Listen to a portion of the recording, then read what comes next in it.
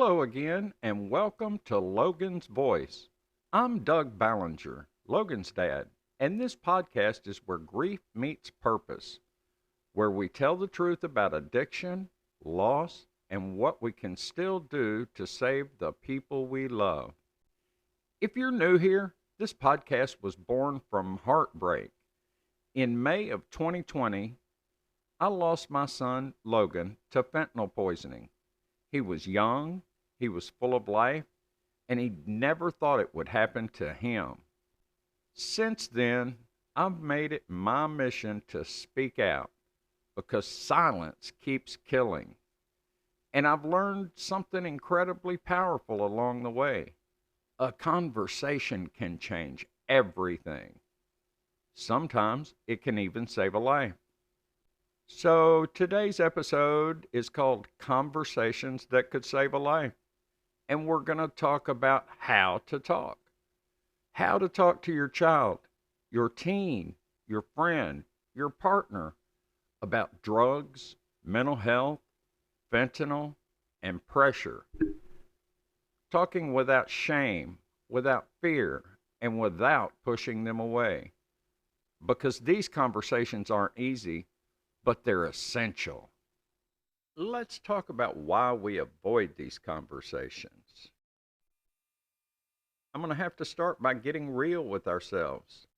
Because if you're a parent, a partner, a sibling, or even just someone who loves someone deeply, chances are you've had a moment where you wanted to say something but didn't. You saw a red flag, you felt something in your gut. Maybe they were acting different, seemed withdrawn, angry, distant. Maybe you found something in their room or caught a whiff of something that didn't smell right. And for a split second, you thought, I should say something. And then you didn't. You hesitated, you walked away, you told yourself, maybe I'm overreacting, maybe I'll wait, maybe it'll pass. You're not alone in that. We don't avoid these conversations because we don't care. We avoid them because we care so much and we're terrified of what might happen if we're right. So, where does the silence come from? Where does that fear come from? For so many of us, it's generational. We didn't grow up having open, emotionally honest conversations about drugs or mental health or trauma. I know that's the way it was when I was growing up. We were taught, don't talk back, don't bring that up, and we don't talk about things like that in this house. For so many of us, maybe we were punished for expressing emotions. Maybe we were told to just be strong and get over it. Or maybe we just never saw anyone model vulnerability. So we learned to shut it down, smile, and keep going. And now we're grown and we're raising kids, loving partners, watching siblings struggle with no blueprint for what a healthy communication about these things is supposed to look like. So when we feel that tug, that urge to say something, it gets tangled up in fear. And the fear behind the silence can be paralyzing. Here's what we're really afraid of. What if I say the wrong thing? What if what I say pushes them away? What if they get mad? What if I hear something I can't unhear? And what if I lose them anyway? We tell ourselves they know I love them. They know they can come to me. But here's the thing, they might not, especially if they're already deep in something, especially if they're scared of being judged, rejected, grounded, yelled at, or abandoned. Because that's what stigma does. It isolates people. They stop asking for help because they think we'll punish them instead of understanding. So here's what I learned from Logan. There were times when I saw him struggling and didn't know how to reach him. Times I asked, what's going on, son? And got, I'm fine. And sometimes I accepted that answer because it felt safer than digging deeper, because part of me was afraid of what I might find. But I've learned the silence between us is never neutral. It either becomes a bridge or a barrier. And if I could go back, I would have pushed through that fear sooner. I would have made it crystal clear that no matter how dark it got, no matter what he said, he could tell me anything and I would still love him. But you can do it differently. If you're listening right now and your heart is racing because you know there's someone you need to talk to, take a deep breath. It's not too late. You don't have to have the perfect words. You just have to show up. Real, honest, loving, and willing to listen. We're going to walk through how to do that together in this episode because the conversation you've been avoiding, that could be the one that saves their life. Let's talk about how to prepare for the conversation. Before we dive into actual words, and before you sit your loved one down and say anything, I want you to pause. Take a moment, because the most important part of this conversation isn't what you say, it's the energy behind it. If you come in hot, scared, angry, anxious, they feel that, and most likely they'll shut down. So the first step isn't about them, it's about you. Step one, get grounded in love, not fear. Ask yourself, why do I want to have this conversation? Am I looking to control or connect? Am I trying to fix them or understand them? Can I listen without interrupting? Boy, that one's tough for me. Can I handle hearing the truth, even if it hurts? You might even be scared, and that's okay. Fear is natural when someone you love is in danger. But if you lead with fear, they'll feel like they're being cornered, and that can push them further away. So try this instead. Come into the conversation with one goal: connection. You're not the cop, you're not the judge, you're the bridge, the safe place, the one who says, I'm not here to punish you, I'm here to love you. Step two, think about the right time and place. This isn't a conversation you have in the middle of a fight or while you're rushing out the door. Create a moment that feels safe, with no distractions, no pressure, on neutral ground, not across a desk or with you standing while they sit. Maybe it's on a walk, in a car, or while doing something together, cooking, folding laundry, fishing. Some of the best conversations happen when we're side by side, not face to face. That removes pressure and gives people space to breathe. And don't surprise them with confrontation. You can open the door gently. It might go like this: there's something important I want to talk to you about. Not to scare you, just because I care. We can sit down tonight. That way, it doesn't feel like an ambush. It feels like an invitation. And step three, prepare for the possibilities. The conversation might go in a few different ways. They might open up. They might deny everything. They might get angry. They might cry. And they might shut down. Your job is to stay present no matter how they react. Try not to interrupt. Try hard not to jump to conclusions. And try not to use phrases like, how could you? Or I can't believe you. Instead, practice these. Thank you for telling me. That must be so hard. Or I'm so glad you're talking with me. I may not understand everything, but I'm here. Even if they don't say much in the moment, you're planting a seed. You're letting them know you're a safe place to land, and that seed might bloom later. Step 4, drop the judgment. Stay curious. This is so important because if they sense judgment, they'll retreat fast. Curiosity sounds like, can you help me understand what's going on here? What does it feel like when things are hard? Do you ever feel pressure to use something just to cope? On the other hand, judgment sounds like, why would you do something so stupid?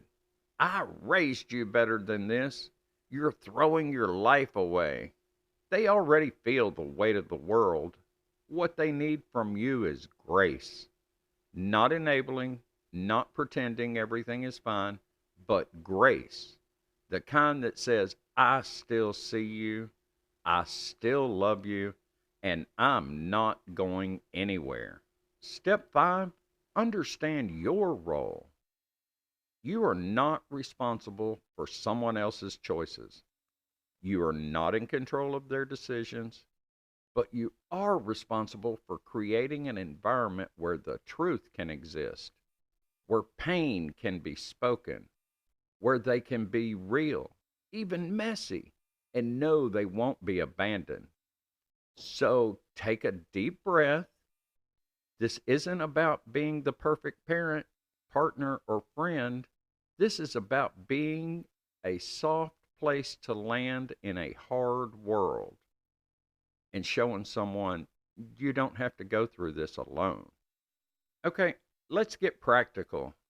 We're going to talk about some sample conversations and role play. One of the biggest reasons people avoid talking to their kids or loved ones about drugs, mental health, or even just what's going on is because they don't know what to say. They're afraid of saying the wrong thing or pushing too hard or making things worse. So let's take the guesswork out of it. I'm going to walk you through a few sample conversations, simple, realistic moments that you can adapt to fit your voice and your relationship. These aren't scripts to memorize, they're tools, just for starters, invitations. Because when it comes to saving a life, sometimes it just takes the right question asked at the right time. Here's a scenario we'll call the gentle check in. You've noticed your teen or loved one has been pulling away, moodier, quieter. Maybe their grades dropped, or they're staying out later, sleeping a lot. You feel something's off. Here's how you might start. Hey, I've been noticing you've seemed a little different lately. I'm not here to pry. I just want to check in. Are you okay? If they just shrug or say I'm fine, try this. Okay, I hear you. And just so you know, if you ever don't feel fine, that's okay too. You don't have to handle everything on your own. I'm here, always. No pressure. Just open that door. That's how trust begins. And another scenario might be that you suspect drug use. You might have found something, a vape, a pill, rolling papers, or maybe a friend told you your loved one was experimenting. You're scared. Your gut says something is going on. Instead of leading with punishment or accusations, try curiosity. Say something like, can we talk about something? I found something in your room, and I want to be honest. It scared me. I'm not here to yell or judge. I just need to understand what's going on. Can you talk to me about it? And if they become defensive, you can say, I know this is uncomfortable, and you don't have to tell me everything right now, but I want you to know you don't have to carry this alone. Whatever it is, we can face it together. That line, We can face it together changes everything. It shifts the energy from confrontation to connection. And in this next scenario, they admit that they've used something. This is the moment parents fear most. Your loved one says, "Yeah, I tried something." Your mind might start to spiral, but this is where your reaction matters most. They might say, "Yeah, I took a Xanax at a party. It wasn't a big deal." Here's how you might respond: "Thank you for being honest with me. I'm really glad you told me. And I'm not mad. I just want to talk about what it means now, especially with all the fake pills going around. Do you know what fentanyl is?" They may respond, "Yeah, I've heard of it. Isn't that what's killing people?" And then you calmly say, "It is." And the scariest part, people don't even know they're taking it. One pill, one, can kill. I'm not telling you this to scare you. I'm telling you this because I love you and I want you to stay alive. That's not shaming them, that's educating them from your heart. Then you can follow up with, "Would you be willing to learn about Narcan with me? Or what would help you feel safer if that situation comes up again? What would you want someone to do if your friend overdosed?" Now you're in conversation, not confrontation. In this next scenario, we're going to talk about teaching them what to do in an emergency. Even if your teen or young adult says they're not using, great. But we still need to talk about what to do and what they'd do if someone else was in danger. Because fentanyl doesn't care who the pill was meant for. You might try saying, "Hey, can we talk about something real for a second? You know how kids your age are experimenting? Pills, vapes, stuff like that. If you were with someone who took something and started overdosing, would you know what to do?" And then let them answer. Then offer this: "I want to make sure we both know what to do. I carry Narcan now. I can show you how to use it." It's not about expecting something bad to happen. It's just about being ready, just like learning CPR or having a fire extinguisher. And then there's the mental health check in. Sometimes the drug use is a symptom of something deeper: anxiety, depression, trauma, pressure, loneliness. That's why we also have to ask how they're feeling, not just what they're feeling. Try this: "How's your heart been lately?" Like, not just schoolwork, but really, are you feeling okay? If they say, "I don't know," or "I'm just scared," or "I'm fine," try, "That's fair. And if you ever don't feel okay, you can tell me. No fixing, no lectures, just a place to say it out loud." Sometimes the conversation you think is about pills is really about pain. And sometimes they haven't learned how to identify or address the pain. None of these conversations are easy. Trust me. You might mess it up. You might say the wrong thing and you might get emotional. And that's okay. What matters most is that you say something, that you show up, that you try, you are present. Because silence never saved a life. But love, connection, truth, those things can. And we'll talk about what to do next. What happens after the conversation begins? So, what do you do next? You had the conversation, or maybe you've been building up the courage to have it, and now you're wondering what happens next. Here's what I want to tell you with all the love in the world: that moment that brave, awkward, honest moment, it matters. Even if it didn't go perfectly, even if they got mad or shut down or rolled their eyes or said whatever, even if it ended in silence, you showed up and you planted a seed.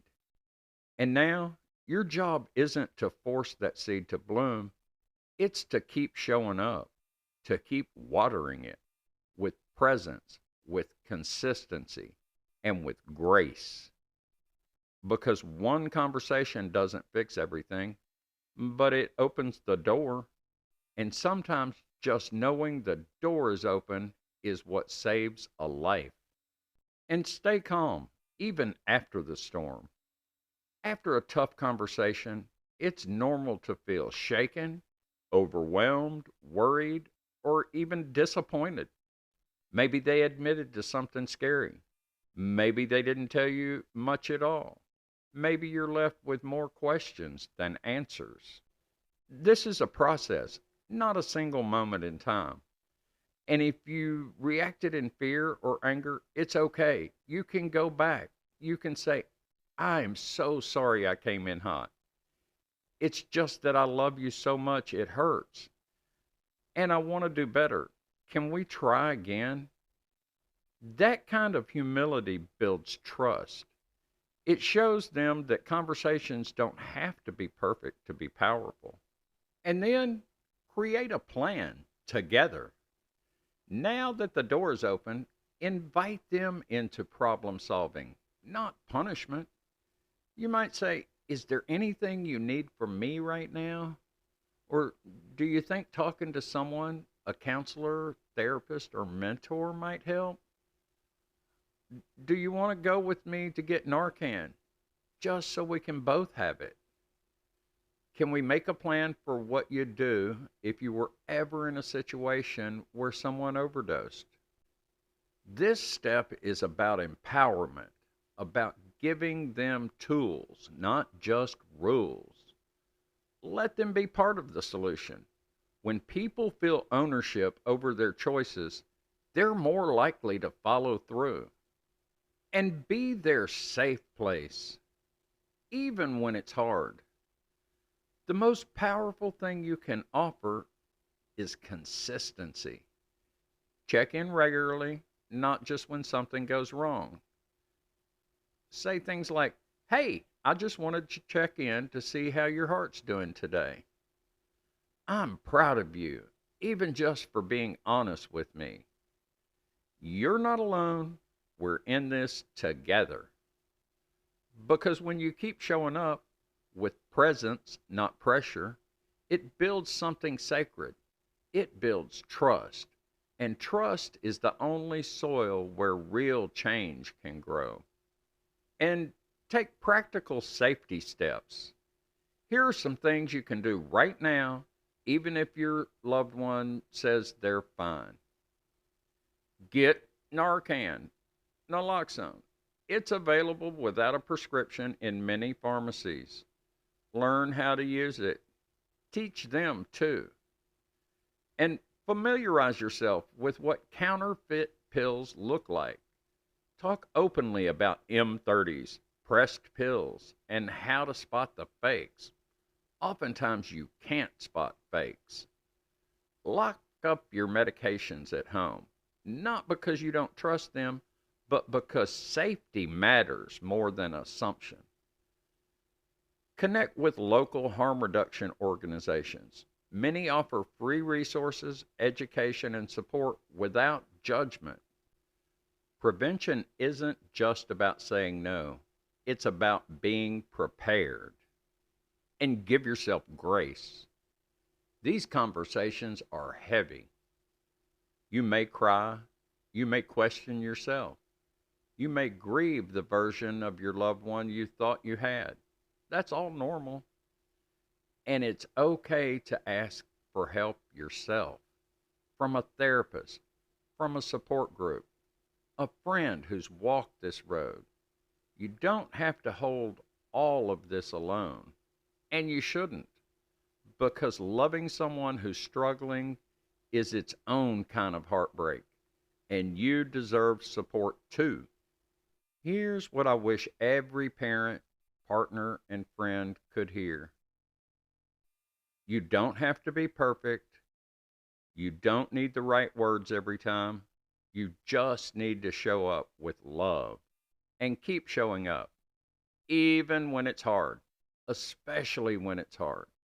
Because one open hearted, messy, honest conversation could be the thing that changes everything.